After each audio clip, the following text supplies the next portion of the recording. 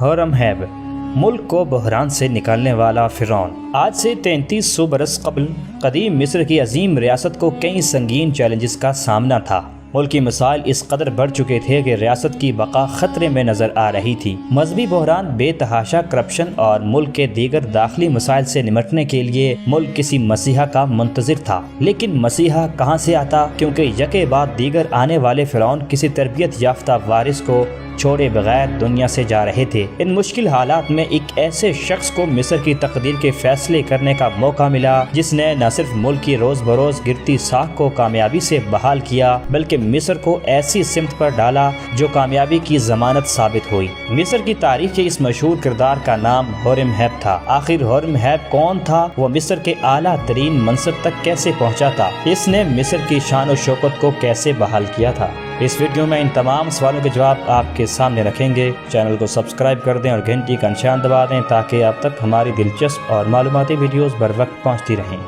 دوستو، ہورمہب 14ویں صدی قبل مسیح میں مصر کے کسی عام گھرانے میں پیدا ہوا تھا۔ انسائکلوپیڈیا بریٹینیکا کے مطابق وہ 1319 قبل مسیح میں مصر کا فرعون بننے میں کامیاب ہو گیا تھا۔ آخر مصر کے عام گھرانے میں پیدا ہونے والا فرد فرعون کے اعلیٰ ترین عہدے تک کیسے پہنچا تھا؟ تاریخ دانوں کے مطابق اس نے مصر کی فوج میں خدمات سے نام بنایا اور وقت گزرنے کے ساتھ ساتھ ترقی کرتا شاہی محل تک جا پہنچا۔ اس نے کیریئر کا آغاز فرعون امنہوٹپ سوم کے دور میں فوج میں نوکری سے کیا تھا۔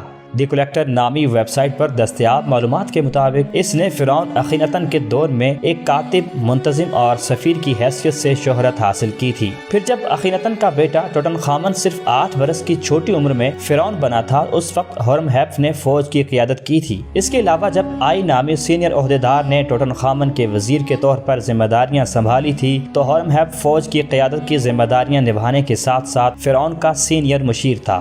مورخین کے مطابق اس دور میں اسے بادشاہ کے نائب کا خطاب بھی ملا تھا۔ ورلڈ ہسٹری انسائکلوپیڈیا کے مطابق جب فرعون ٹوٹن خامن کی 19 برس کی عمر میں موت واقع ہوئی تو تخت سنبھالنے کے لیے اس کا کوئی وارث موجود نہیں تھا۔ اس وقت ہورمہب اناطولیہ میں حکومت کرنے والی ایک قوم ہائٹائٹس کے خلاف فوج کی قیادت کر رہا تھا۔ جب وہ ملک کی سرحدوں کا دفاع کرنے میں مصروف تھا تو فرعون ٹوٹن خامن کا وزیر آئی فرعون بننے میں کامیاب ہو گیا تھا۔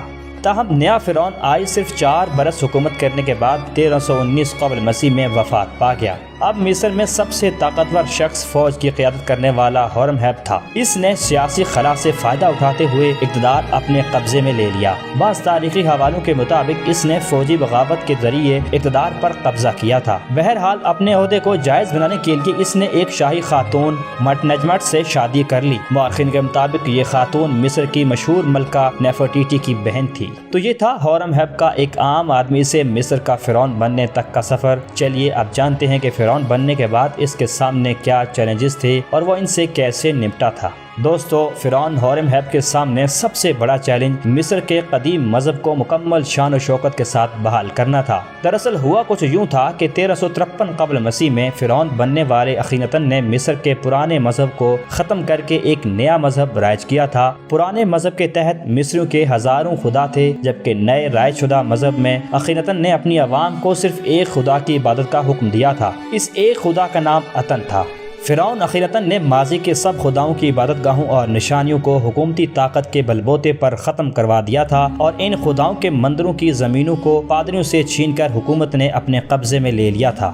اخیناتن کی موت کے بعد جب اس کا بیٹا ٹوٹن خامن فرعون بنا تو اس کے وزیر آئی اور سینئر مشیر ہورمہب نے فرعون پر اثر انداز ہو کر اس سے پرانے خداؤں کی عبادت کو بحال تو کروا لیا، مگر مذہب کی مکمل بحالی کے لیے درکار بہت سا کام نہیں ہو سکا تھا۔ خداؤں کے تباہ شدہ مندروں کی بحالی کا کام رہتا تھا۔ ملک بھر میں مقبروں اور مزارات کی تعمیر ہونا باقی تھی، جبکہ پادریوں کو ان کی ضبط شدہ زمینیں اور اثاثے واپس کر کے معاشرے میں جنم لینے والی بے چینی کا خاتمہ کیا جانا تھا۔ فرعون ہورمہب نے ان تمام کاموں کا بیڑا اٹھایا۔ مذہبی لحاظ سے عدم توازن کے شکار معاشرے میں توازن لانا اس کی اولین ترجیح بن گئی۔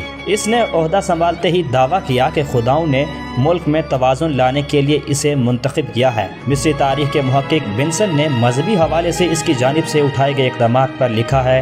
بنسن کے الفاظ یہ ہیں: فرعون اخیناتن نے مندروں کی جو زمینیں پادریوں سے چھین لی تھی، ہورم-ہیب نے وہ سب انہیں واپس کر دیں۔ اس نے اپنے دور حکومت کو امن-ہوٹپ سوم کے زمانے کے اختتام یعنی 1353 قبل مسیح سے شروع کر کے درمیان والے ان حکمرانوں اور ان کے کاموں کو ختم کر دیا جنہوں نے مصر کا پرانا مذہب ختم کیا تھا۔ اس کے دور میں ملک کے مختلف مقامات پر مندروں، مزارات اور مقبروں کی تعمیر اور بحالی پر کام ہوا۔ ورلڈ ہسٹری انسائکلوپیڈیا کے مطابق فرعون ہورم-ہیب نے سابق فرعون اخیناتن اور اس کے جانشینوں کے زمانے کے نئے مذہب کی نشانیوں کو مٹانے کے سخت احکامات جاری کیے۔ اس نے اخیناتن نامی اس شہر کو تباہ کروا دیا جو مصر کے ایک خدا والے نئے مذہب سے منسلک تھا۔ اس کے علاوہ اس نے نیا مذہب متعارف کرنے والے فرعون اخیناتن اور اس کے جانشینوں سمنکیریٹ، ٹوٹنخامن اور فرعون آئی کے ادوار میں تعمیر شدہ تمام مندروں، مزارات اور ان کی جانب سے مختلف مقامات پر کھڑی کی گئی تحریری تخمینوں کو ختم کروا دیا۔ نئے مذہب کی ان تمام عمارات کو توڑنے سے جو پتھر، قیمتی دھاتیں اور دیگر تعمیراتی مواد ملا، اسے پرانے مذہب کے خداؤں کی عبادت گاہوں کی تعمیر اور بحالی میں استعمال کیا گیا۔ مورخین کے مطابق فرعون ہورم-ہیب کے یہ اقدامات اس قدر کارآمد ثابت ہوئے تھے کہ بعد میں آنے والے مصریوں نے یہ سمجھا کہ وہ براہ راست فرعون امن-ہوٹپ سوم کا جانشین تھا۔ ان کے اس یقین کی وجہ یہ بھی تھی کہ اس نے امن-ہوٹپ سوم کے بعد آنے والے 4 فرعون اخیناتن، سمنکیر، ٹوٹنخامن اور فرعون آئی کی حکومت کی تمام نشانیوں کو مٹا کر بالکل ویسی پالیسیاں اپنا لی تھیں جو امن-ہوٹپ سوم کی حکومت کی تھی۔ ورلڈ ہسٹری انسائکلوپیڈیا کے مطابق فرعون ہورم-ہیب کی حکومت کے ان اقدامات کے باعث فرعون اخیناتن، ٹوٹنخامن اور آئی کا نام 3000 برس تک تاریخ سے مٹ گیا۔ پھر جب 19ویں اور 20ویں صدی عیسوی میں مصر میں کھدائی کے نتیجے میں نئے شواہد سامنے آئے تو آج کے انسان کو ان حکمرانوں کے وجود کا پتہ چلا۔ یوں فرعون ہورم-ہیب نے نہ صرف مصر کے پرانے مذہب کو زور و شور سے بحال کیا تھا بلکہ اسے مٹانے والوں کا نام تک مٹا دیا تھا۔